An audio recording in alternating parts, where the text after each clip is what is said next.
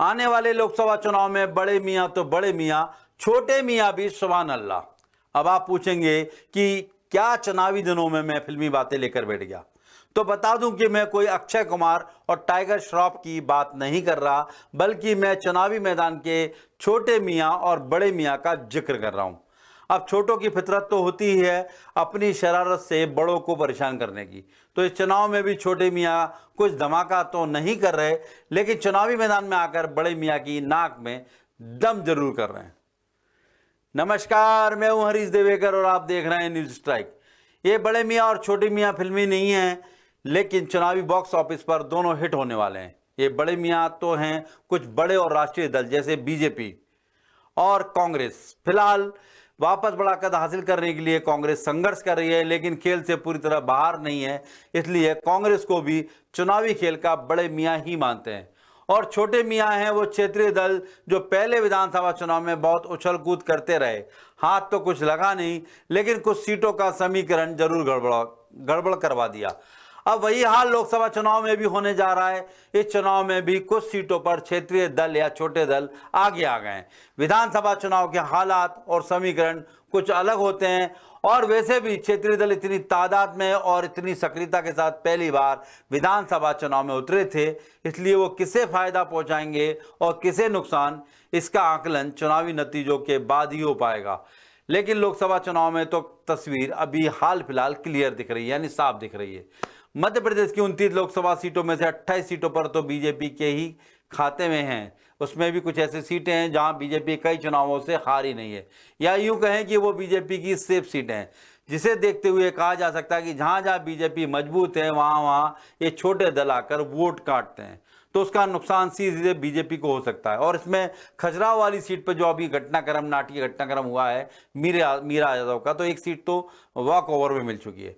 और ऐसी एक दो नहीं करीब 7 सीटें हैं जहां छोटे दल बीजेपी को कुछ एक्स्ट्रा एफर्ट लगाने पर मजबूर कर सकती हैं। मैं ये नहीं चाहता या मैं ये नहीं कहता कि ये छोटे दल बीजेपी की हार का कारण बन सकते हैं या बीजेपी के लिए चुनौती खड़ी कर सकते हैं। ये तो बात तो नामुमकिन सी लगती है, लेकिन ये हार और जीत का फासला जरूर कम कर सकते हैं। कांग्रेस ने इस साल इसी उम्मीद के साथ धुरंधरों को चुनावी मैदान सौंपा है कि वो जीत नहीं भी सके तो कम से कम सीट दर सीट हार और जीत के वोट का अंतर कम कर पाएं या अंतर पाट पाएं। ये काम करने में छोटे दल कांग्रेस के मददगार भी साबित हो सकते हैं। निमाड़ इलाके की बात करें तो वहां ऐसी 3 सीटें हैं जहां बीजेपी को उम्मीद से ज्यादा मेहनत करनी पड़ रही है। इसकी वजह है इन सीटों पर जयस और भारतीय आदिवासी पार्टी यानी बाप के प्रत्याशी है। ये 3 सीटें हैं धार, झाबुआ और रतलाम। धार और झाबुआ में जयस अपनी प्रेजेंस जताने में लगी हुई, तो रतलाम की सेलाना सीट पर बाप पार्टी के कमलेश्वर डोडियार जीत दर्ज कर चुके हैं। एक नए कमलेश्वर डोडियार विधानसभा चुनाव में जीत गए विधायक हैं, वहां से एक बाप के इकलौते विधायक हैं। एक नए विकल्प की एंट्री से बीजेपी के कान खड़े हो गए। सेलाना सीट इस बात का संकेत दे रही है कि वहां लोग विकल्प चुन सकते हैं, इसलिए बीजेपी इन सीटों पर ज्यादा मेहनत करने पर मजबूर हो गई है। बीजेपी के राष्ट्रीय अध्यक्ष जेपी नड्डा की बैठक में इन सीटों पर ज्यादा ध्यान देने के निर्देश दे चुके हैं। इन लोकसभा सीटों से मंत्री, चुनाव प्रभारी और पार्टी उम्मीदवारों से भाजपा के वरिष्ठ पदाधिकारियों ने अलग से चर्चा भी की है। इस बैठक में उन दोनों सांसदों को भी बुलाया गया जिनके हाल ही में टिकट काटा गया। नड्डा ने तीनों को लेकर इशारों में यह भी कहा कि जहां हम कमजोर रहे उसकी असली वजह पता होनी चाहिए। इसके साथ ही इन सीटों के बूथों पर 16 घंटे समय देने के निर्देश भी दिए गए। पहले चरण की 4 सीटें छिंदवाड़ा, सीधी, मंडला और बालाघाट भी बीजेपी की नींद उड़ा रही हैं। इन सीटों पर कांग्रेस बीजेपी दोनों दलों के सामने तीसरे दलों की चुनौती बनी हुई है। इन सीटों पर अगर तीसरे दलों ने जरा सी भी ज्यादा ताकत दिखाई तो हार जीत का गणित गड़बड़ाते देर नहीं लगेगी। कांग्रेस को अगर घाटा हुआ तो भी वो कुछ खोने की स्थिति में नहीं है, लेकिन बीजेपी के लिए हर बात साख का सवाल है। फिर चाहे वो सीट पर हार जीत हो या वोट प्रतिशत घटना ही क्यों ना हो। इसकी एक वजह यह भी है कि जहां पर बीते चुनाव में भी तीसरी ताकत अपना प्रभाव दिखा चुकी है, हालांकि तब फायदा बीजेपी को ही मिला था। इसकी वजह रही थी प्रदेश में मोदी की लहर होना। छिंदवाड़ा ऐसी सीट है जहां पर मोदी की सुनामी भी बीते चुनाव में नाकाम साबित हुई थी। तब भाजपा प्रत्याशी नत्तन शाह कवरेती की हार में गोंडवाना गणतंत्र पार्टी के प्रत्याशी ने अहम भूमिका निभाई थी। दरअसल कवरेती आदिवासी समाज से आते हैं तो गोंडवाना पार्टी के प्रत्याशी मनमोहन शाह भट्टी भी इसी वर्ग से आते हैं। उनकी वजह से ही 37,000 मतों से हार का सामना करना पड़ता। इस बार भी गोंगपा ने देवीराम भलावी को प्रत्याशी बनाया। भलावी अमरवाड़ा से पिछला विधानसभा चुनाव लड़ चुके हैं। भलावी को विधानसभा चुनाव में 18,000 से ज्यादा वोट मिले थे। ये क्षेत्र गोंगपा का प्रभाव वाला क्षेत्र माना जाता है। ऐसे में भलावी इस बार किसे नुकसान पहुंचाएंगे, उसके गुणा भाग में भाजपा और कांग्रेस दोनों उलझे हुए हैं। मंडला में भी गोंगपा की मौजूदगी दोनों दलों को खटक रही है। भाजपा ने यहां से मौजूदा सांसद फग्गन सिंह कुलस्ते पर फिर से दांव लगाया है, जबकि वो 3 माह पहले हुए विधानसभा चुनाव में हार चुके हैं। अब वो फिर दमखम से मैदान में हैं। उनके सामने कांग्रेस ने पूर्व मंत्री और विधायक ओमकार सिंह मरकाम को उतारा है। आदिवासी बाहुल्य सीट पर गोंगपा ने महेश कुमार भट्टी को टिकट दिया है। महेश भट्टी आदिवासी समाज का जाना पहचाना चेहरा है। वो गोंडी साहित्यकार भी हैं और शंकर शाह, रघुनाथ शाह के चरित्र पर बनी लघु फिल्मों पर काम भी कर चुके हैं।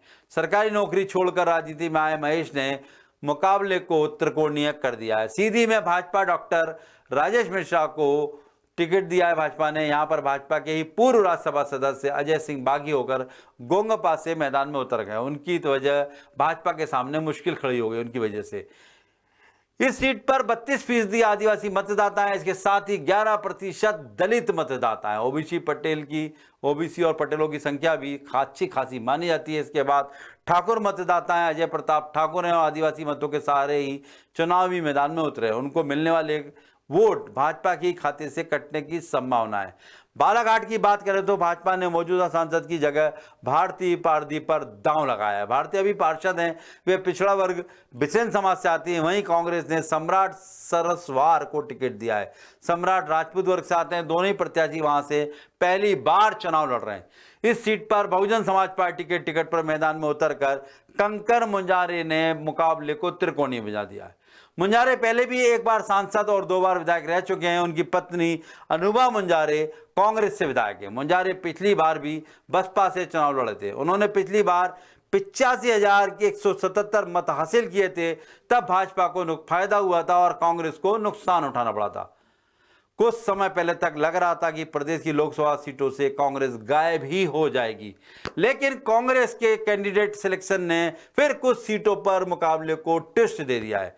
अब तीसरे दल की मौजूदगी भी चुनावी अखाड़े के दांव पेचों को दिलचस्प बना रही है। लोकसभा चुनाव की हर बारीक से बारीक खबर पर हमारी नजर है। हम आपको पल पल अपडेट करते रहेंगे और न्यूज स्ट्राइक में 360 डिग्री एंगल से आपको खबरें बताते रहेंगे। मैं फिर मिलूंगा आपको सोमवार को, तब तक माफ कीजिएगा बुधवार को। फिर तब तक के लिए मुझे दीजिए इजाजत। नमस्कार।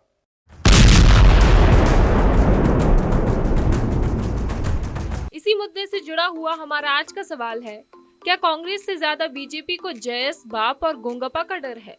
इसका जवाब आप 3 ऑप्शंस के जरिए दे सकते हैं, हाँ, नहीं या फिर कह नहीं सकते। आप अपने जवाब हमारे social media platform YouTube, Twitter और फेसबुक पर दे सकते हैं या फिर हमारी वेबसाइट www.thesutra.com पर भी विजिट कर सकते हैं।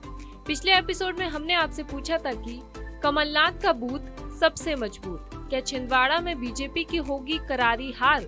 इसके जवाब में 78% लोगों ने कहा हाँ, 19% लोगों ने कहा नहीं, वहीं 3% लोग इस बारे में कुछ कह नहीं सकते।